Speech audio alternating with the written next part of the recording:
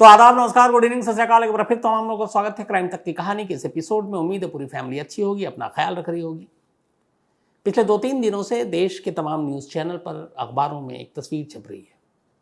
हालांकि prime minister Narendra Modi ने बहुत पहले 8 नवंबर को, आपको याद होगा, अचानक आकर देश को चौंका दिया था जब उन्होंने कहा था कि 500 और 1000 500 एंड थाउजेंड्स के नोट जो है अब वो एक लीगल टेंडर नहीं है, कागज़ के टुकड़े होकर रह गए।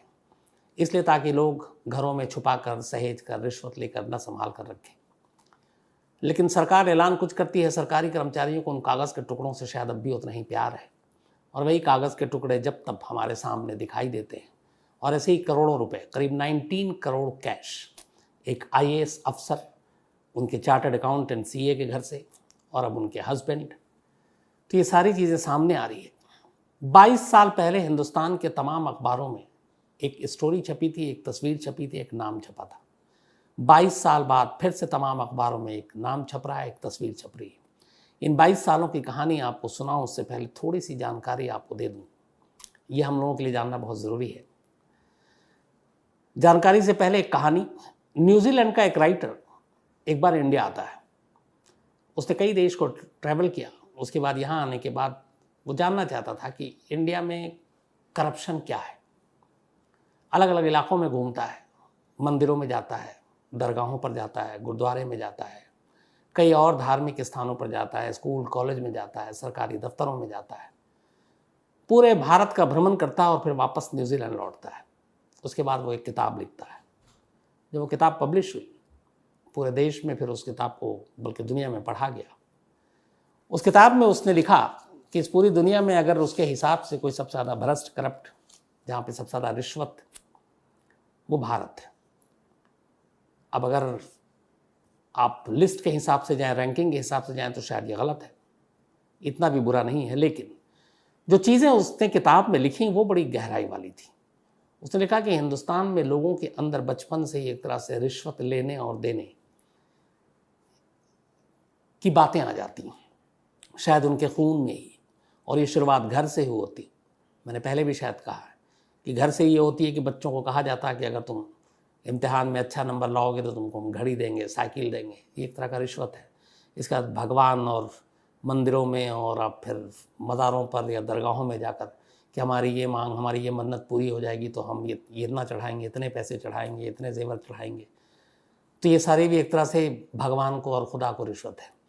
तो उनका ये था कि घर से शुरू होता है, और जिस देश में लोग ऊपर वाले तक को रिश्वत देने से नहीं डरते, तो वहाँ फिर रिश्वत कितने बड़े पैमाने पर होगी आप अंदाज़ा लगा सकते हैं। ग्लोबल करप्शन, इसके अलावा बैरीमीटर, एक BCB, बल्कि GCB एक सर्वे करती है। इसकी एक लेटेस्ट रिपोर्ट है जो अभी आई है।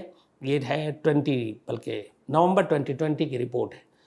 इसमें कुल 180 देशों का इन्होंने सर्वे किया कि मोस्ट करप्ट, सबसे ज़्यादा रिश्वतखोर देश कौन कौन से हैं। उसमें 85वें नंबर पर हमारे देश का नाम है, भारत का।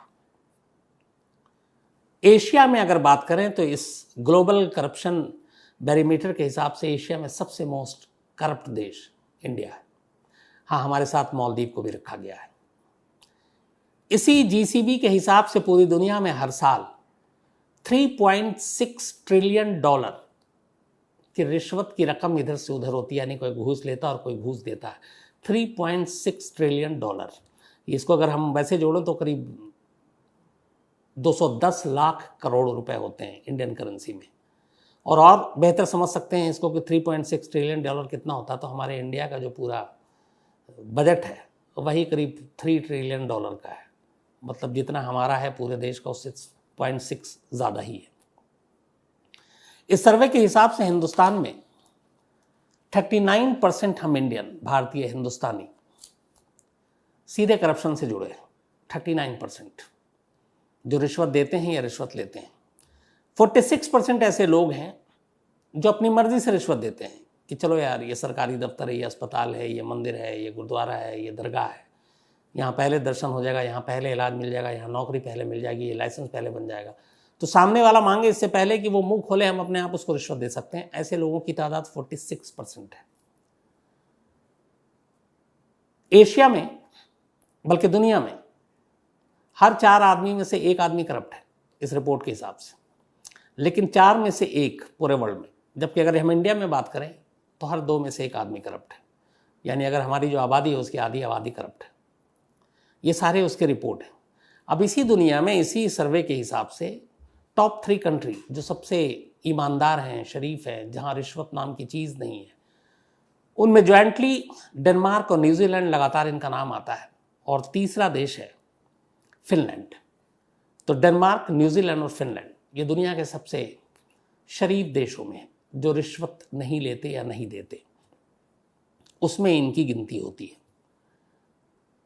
2005 की एक रिपोर्ट के हिसाब से इंडिया में हर साल करप्शन की रकम सरकारी अफसर जो लेते हैं 20,000 करोड़ रुपीस, 20,000 करोड़। तो ये सारी तस्वीरें आपके सामने इसलिए रखी क्योंकि आज की जो कहानी है, उस कहानी के जो जड़ में सारी बातें हैं वो इसी रिश्वत के दीमक, इसी करप्शन से। अगर इस करप्शन को दूर कर दिया जाए तो सोचिए कि इस देश में क्या होगा। लेकिन अफसोस ऐसा होता नहीं है। 2000 शायद यही मई का महीना था, आज से 22 साल पहले देश के हर न्यूज़पेपर में एक खबर छपी। यूपीएससी का रिजल्ट आया था और उस यूपीएससी में टॉप किया था देहरादून की एक लड़की ने। उस लड़की का नाम था मंजू सिंघल। देहरादून की एक लड़की, बेहद होशियार, पढ़ने लिखने, बल्कि पूजा सिंघल, सॉरी माफ कीजिएगा, पूजा सिंघल। सिर्फ 21 साल और 7 दिन उसकी उम्र थी 2000 में जब ये यूपीएससी का रिजल्ट आया। इंडिया में पहली बार ऐसी यंगेस्ट थी जिसने यूपीएससी क्रैक किया और पहले ही अटेम्प्ट में आईएएस अफसर बनी। 21 साल और 7 महीने, लिम्का बुक ऑफ रिकॉर्ड्स में उसका नाम आया।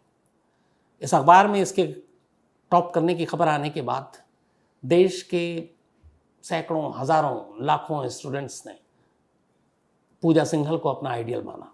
उन्होंने कहा 21 साल 7 दिन की एक लड़की अगर यूपीएससी क्रैक कर सकती है तो हम लोग भी मेहनत से कर सकते हैं। तो एक आइडियल, एक आदर्श बन चुकी थी। फिर इसके बारे में खूब कहानियां छपने लगी। पता चला कि पूजा सिंघल ने बचपन से, स्कूल से लेकर कॉलेज तक हर जगह टॉप किया। गढ़वाल यूनिवर्सिटी से पढ़ा, किसी भी एग्जाम में कभी नंबर 2 नहीं रही, हमेशा नंबर 1 रही, टॉप किया। और यही सिलसिला उसने यूपीएससी में भी बरकरार रखा और टॉप की। टॉप करने के बाद इसको झारखंड कैडर मिला। यूपीएससी के एग्ज़ाम में, आईएएस में जो होता है, आपको पता है कि उसकी अलग अलग कैटेगरी होती है। एक आईएफएस होता है, इंडियन फॉरेन सर्विस, फिर आईएएस होता है, इंडियन एडमिनिस्ट्रेटिव सर्विस, फिर आईपीएस होता है, इंडियन पुलिस सर्विस, इसके बाद आईआरएस, फिर बाकी चीज़ें आ जाती हैं। तो कैडर मिला झारखंड का। झारखंड में पोस्टिंग हुई, हजारीबाग में पहली बार। हजारीबाग में पूजा सिंघल पहुंच के अपना काम संभालती हैं। जिंदगी के इम्तिहान में तो कामयाब रही पूजा सिंघल की। उस वक्त और भी बहुत तारीफ हुई थी। कहते हैं कि पूजा सिंघल के पिता की मौत कम उम्र में ही हो गई। अपने रिश्तेदारों, दुनिया की परवाह किए बिना पूजा सिंघल ने अपनी माँ को फोर्स किया और कहा कि आपकी पूरी ज़िंदगी पड़ी है। और पूजा सिंघल ने अपनी माँ की दूसरी शादी कराई। एक भाई भी है जो बिजनेसमैन है। इसके बाद अब पूजा सिंघल की ज़िंदगी झारखंड में, वहाँ पे एक आईएएस के तौर पर काम करना शुरू किया। वहाँ पे सबसे पहले वो एसडीओ बनी, सब डिविजनल अफसर, और हज़ारीबाग में पोस्टिंग हुई। पहले ही पोस्टिंग में उस वक्त भी बड़ा काम किया, बेहतरीन। स्कूली किताबें जो फ्री में बच्चों को दी जानी चाहिए तो उसको बेचा जा रहा था। जाकर पूजा सिंघल ने जब वहाँ की इंचार्ज बनी तो उसको क्रैक किया, इस घोटाले को पकड़ा, बड़ी तारीफ हुई। धीरे धीरे और जगह पे जब पोस्टिंग हुई तो वहाँ पे भी अच्छा काम किया। नई एक आईएएस अफसर, जोश, सब कुछ था, बेहतरीन काम कर रही थी। इसी दौरान में फिर एक झारखंड के कैडर के ही एक और आईएएस अफसर से दोस्ती होती है पूजा सिंघल की, जिनका नाम था राहुल पुरवार। दोनों में फिर प्यार होता है, दोनों शादी कर लेते हैं। लेकिन ये शादी 3 साल तक ही चल पाती है, फिर दोनों में मनमुटाव होता है और 3 साल के बाद पूजा और राहुल दोनों अलग हो जाते हैं। वक्त बीतता है, अब 2007 का टाइम आ जाता है। धीरे धीरे तरक्की करके अब वो अंडर सेक्रेटरी बन जाती हैं। इसके बाद उन्हें फैमिली प्लानिंग, हेल्थ सेक्टर, अलग अलग डिपार्टमेंट में, अच्छे डिपार्टमेंट में पोस्टिंग मिलती जाती है। ज़िंदगी सब ठीक चल रहा था। इसी दौरान में एक शख्स, एक कारोबारी, एक बिजनेसमैन जो बिहार का ही रहने वाला था, अभिषेक झा, वो उस वक्त ऑस्ट्रेलिया में था। फेसबुक पे दोनों की मुलाकात होती है, दोस्ती होती है। फिर वो इंडिया आता है, रांची में जब रहता है, रांची में एक वो जिम ज्वाइन करता है और उसी जिम में पूजा सिंघल भी जाती हैं। जिम में अब दोनों की मुलाकात होती है, मुलाकात प्यार में बदलती है। फिर वक्त के बाद दोनों शादी कर लेते हैं। शादी करने के बाद अभिषेक झा की किस्मत और जाग जाती है। धीरे धीरे वो बहुत तेज़ी से रईस होते जाते हैं। फिर वो एक हॉस्पिटल खोलते हैं पल्स। इस हॉस्पिटल को बनाने में कहते हैं कि करीब 130 करोड़ से ज़्यादा का खर्च हुआ था, 130 करोड़ से ज़्यादा। ये सब कुछ चल रहा था, सब कुछ ठीक ठाक था। इधर पूजा सिंघल, इनकी अपनी ज़िंदगी, नौकरी भी सब ठीक चल रही थी। हर सरकार के साथ इनके अच्छे रिश्ते, हर विधायक के साथ, हर मंत्री के साथ, हर सांसद के साथ। सरकार चाहे किसी की भी हो, वहाँ झारखंड मुक्ति मोर्चा की हो, कांग्रेस की हो, बीजेपी की हो, सरकार बदल जाए, इनके काम पे कोई असर नहीं पड़ता। हर जगह पे इनको अच्छी पोस्टिंग मिलती, क्योंकि हर जगह पे इन्होंने बना कर रखा था पूजा सिंघल ने। सब कुछ चलता रहा। इसी दौरान में 2013-14 के बीच की बात है, मनरेगा एक जो लोगों को काम देने का एक सरकारी स्कीम है, जिसके बदले हर दिन एक फिक्स दिहाड़ी दी जाती है और इतने दिन के रोजगार एक महीने में, एक हफ्ते में मिलेगा, इसकी गारंटी है मनरेगा। एक अच्छी स्कीम है ये। तो पता चला कि इसमें कुछ घोटाला हुआ है। मनरेगा के पैसे सरकारी खजाने से तो निकले, लेकिन उस गांव में, उस जिले में लोगों तक नहीं पहुंचे। धीरे धीरे इसकी इंक्वायरी हुई, इंक्वायरी चलती रही, मामला कोर्ट में गया। फिर अचानक उसमें एक जूनियर इंजीनियर का नाम आया, सुबोध उसका नाम था, बल्कि विनोद। ये सब कुछ चलता रहा। आखिरकार ये मामला फिर ईडी यानी कि एनफोर्समेंट डायरेक्टरेट, प्रवर्तन निदेशालय को सौंपी गई। ईडी ने इसी साल जून में इस विनोद जूनियर इंजीनियर को वेस्ट बंगाल से पकड़ा। पकड़ने के बाद उसे रांची लाया गया। रांची लाने के बाद उससे कहा गया कि तुमने इतने से इतने टाइम तक ये मनरेगा के पैसे लोगों को देने की बजाय अपने अकाउंट में, अपने खर्च के लिए, अपने फायदे के लिए इस्तेमाल किया। तो उसने कहा, साहब मैं अकेला गुनहगार नहीं हूँ, मैंने ये लोकल एडमिनिस्ट्रेशन, जिला एडमिनिस्ट्रेशन, जो उनके अफसर है, उनको भी इनमें हिस्सा दिया है। तो अब 3 नाम ऐसे आए थे अलग अलग जगहों के, जहां पे ये सारे घोटाले हुए थे। अब उसके बाद पता चला कि वो जो तीनों इलाके थे और जो पीरियड था, टाइम पीरियड 2008 से लेकर 2013, इन तीनों इलाकों में पूजा सिंघल कहीं डीएम के तौर पर तो कहीं डिप्टी कमिश्नर के तौर पर पोस्टेड थी। यानी उस जिले की मालकिन यही थी। वहाँ पे हर सरकारी स्कीम, उससे निकलने वाले पैसे, खजाने से पैसे रिलीज करना, ये सब इनके हाथों में था। अब एक जेई जिसके पास से करोड़ों रुपए मिले, तो सोचिए उसके आकाओं के पास कितने होंगे। विनोद से बातचीत करने के बाद पुलिस को फिर पहली बार पूजा सिंघल का नाम सामने आया कि इस मनरेगा घोटाले में सरकारी लोग शामिल हैं। धीरे धीरे ईडी ने खामोशी से उनकी तहकीकात की, जांच की। फिर जांच के दौरान पता चला कि पूजा सिंघल अपने ज़्यादातर पैसों को, अब चूंकि वो एक सरकारी अफसर है, बैंक में एक लिमिट के बाद आप कैश जमा नहीं कर सकते, 10 सवाल के जवाब देने पड़ते हैं। तो हुआ यह कि पैसे कहाँ जाते हैं, तो एक चार्टर्ड अकाउंटेंट के बारे में पता चला कि एक चार्टर्ड अकाउंटेंट है जो पूजा सिंघल के सारे अकाउंट्स और पैसे देखता है। पुलिस ने उस चार्टर्ड अकाउंटेंट के बारे में, बल्कि ईडी ने पता करना शुरू किया और आखिरकार अभी इसी मई के महीने में उस चार्टर्ड अकाउंटेंट के घर पर ईडी ने छापा मारा। जब ईडी ने घर पे छापा मारा तो ईडी की भी आंखें फटी की फटी रह गई। अलग अलग घरों और दफ्तरों से उस चार्टर्ड अकाउंटेंट के करीब 19 करोड़ 31 लाख रुपीस कैश, 19 करोड़ 31 लाख रुपए नकद बरामद हुए। अब जब इतने सारे पैसे देखे तो ईडी ने पूछा कि भाई ये है क्या। अब सीए का भी पोल खुल गया। उसने बताया कि भाई ये मेरा तो है नहीं, तो फिर किसका है। फिर नाम आया आईएएस अफसर पूजा सिंघल। अब इसके बाद 2 दिनों तक पूजा सिंघल को बुलाकर पूछताछ की गई। पूछताछ के बाद सही जवाब मिले नहीं, तो वेडनेसडे यानी कल शाम को आखिरकार झारखंड से एक बड़ी खबर आई। खबर पूजा सिंघल की गिरफ्तारी की। ईडी ने पूजा सिंघल को गिरफ्तार कर लिया। अब गिरफ्तारी के बाद उनसे पूछताछ हो रही है। ये तो कहानी का सिर्फ एक पहलू है।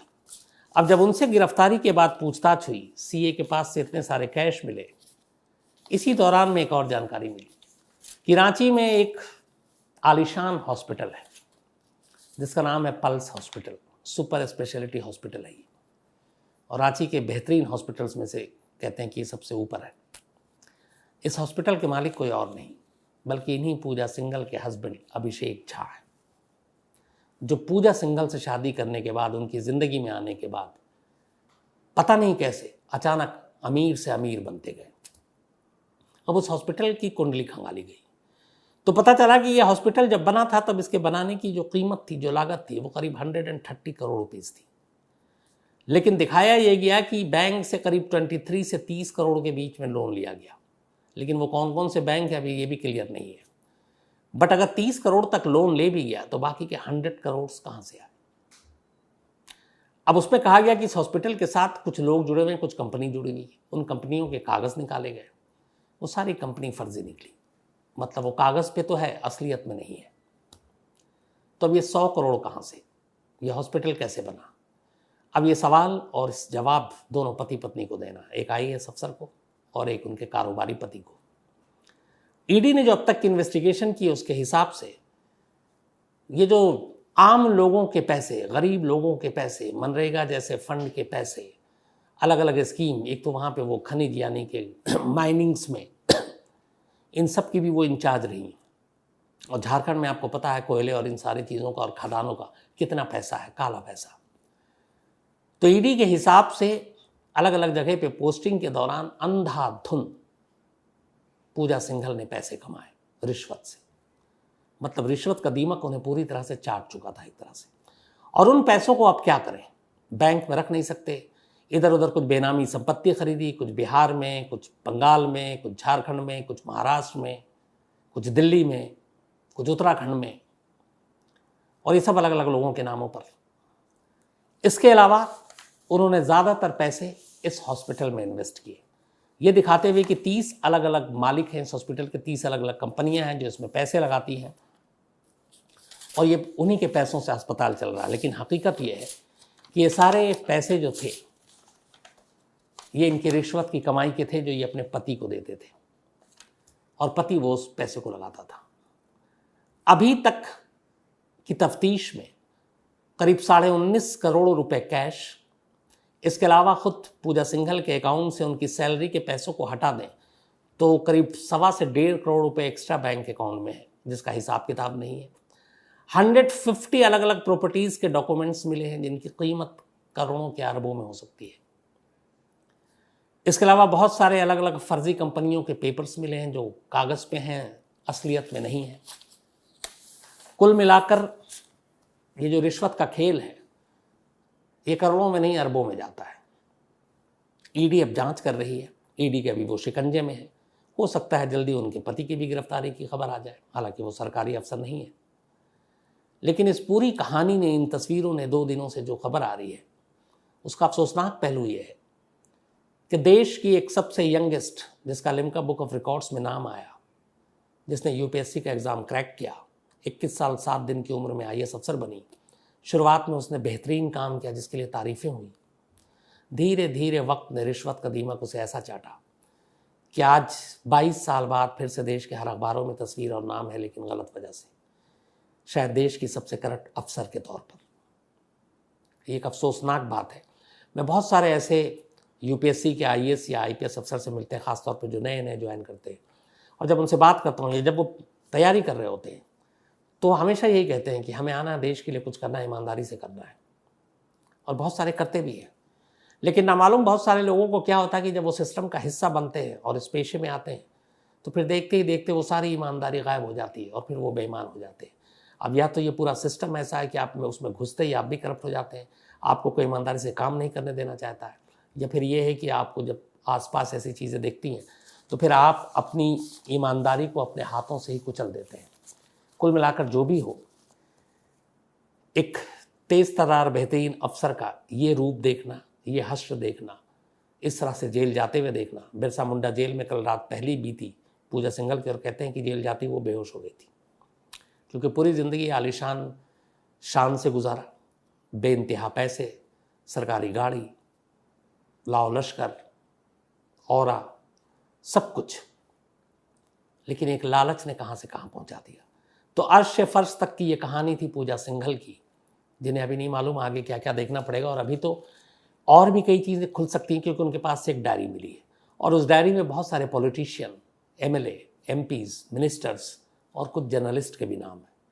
अब उनका इनमें क्या रोल है, ईमानदारी से जांच की गई तो शायद ये राज भी खुल जाए, कुछ और बड़े चेहरे भी आए। क्योंकि एक चीज़ तो तय है, अरबों रुपए की हेरा फेरी और रिश्वत अकेले एक IAS अफसर अपने आप कर ले और खुद ही खा जाए, ये यकीन करने लायक बात नहीं है। इसके पीछे बड़े बड़े लोगों का हाथ है, जैसे एक जेई के ऊपर ये लोग थे, तो हो सकता है इस IAS अफसर के ऊपर मंत्री हों, उनसे भी बड़े लोग हों, नेता हों, और हो सकता है इन खबरों को छुपाने और दबाने वाले कुछ जर्नलिस्ट भी हों। तो क्या सच्चाई होगी आने वाले टाइम में पता चलेगा, और मैं इसका अपडेट आपको ज़रूर देता रहूँगा।